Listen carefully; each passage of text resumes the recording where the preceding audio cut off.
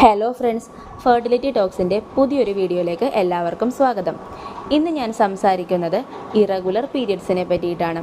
എന്തെല്ലാം കാരണങ്ങൾ കൊണ്ടാണ് ഇറഗുലർ പീരിയഡ്സ് ഉണ്ടാകുന്നത് എന്നതിനെപ്പറ്റി നമുക്ക് വിശദമായിട്ടൊന്ന് നോക്കാം.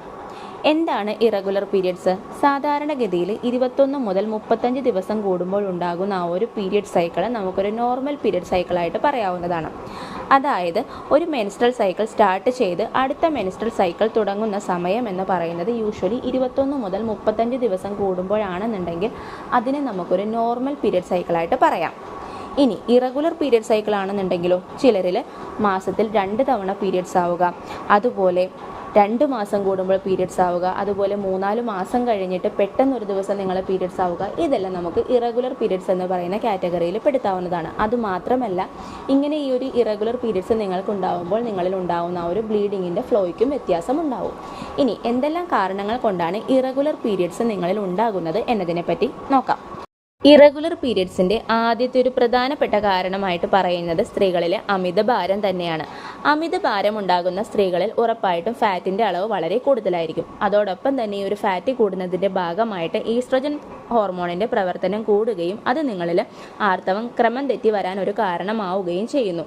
ഇനി നിങ്ങൾക്ക് വെയിറ്റ് കുറഞ്ഞാലും പ്രശ്നം തന്നെയാണ്. അതായത് നിങ്ങളുടെ ആ ഒരു ഹൈറ്റിനനുസരിച്ചിട്ടുള്ള വെയിറ്റ് അല്ല നിങ്ങൾക്ക് ഉള്ളതെങ്കിലും അതും നിങ്ങളുടെ ആർത്തവ പ്രശ്നങ്ങളുടെ ഒരു പ്രധാന കാരണം തന്നെയാണ്.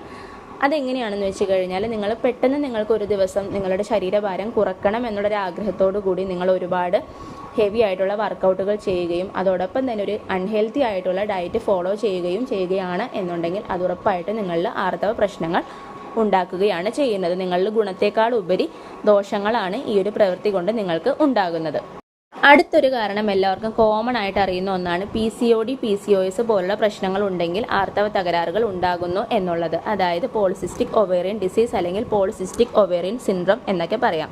അപ്പോൾ ഈ ഒരു അവസ്ഥയുണ്ടെങ്കിലും നിങ്ങൾക്ക് പീരിയഡ്സ് ഇറഗുലറായി വരാം.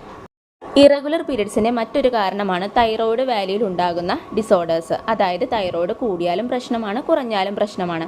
ചിലർ പറയുന്നത് കേട്ടിട്ടില്ലേ, എനിക്ക് ഇറഗുലർ പീരിയഡ്സ് ആണ്, ഡോക്ടറെ കൺസൾട്ട് ചെയ്തപ്പോൾ തൈറോയ്ഡ് ഉണ്ടെന്നാണ് പറയുന്നത് എന്നുള്ളത്. അപ്പോൾ തൈറോയ്ഡിൻ്റെ വാല്യൂയിൽ ഉണ്ടാകുന്ന ഏറ്റക്കുറച്ചിലുകളും നിങ്ങൾക്ക് ആർത്തവ പ്രശ്നങ്ങൾക്ക് ഒരു പ്രധാന കാരണമാണ്. ഇറഗുലർ പീരിയഡ്സിൻ്റെ മറ്റൊരു പ്രധാനപ്പെട്ട ഒരു കാരണം നമ്മളിലെ സ്ട്രെസ്സാണ്. അതായത് മാനസിക സമ്മർദ്ദം.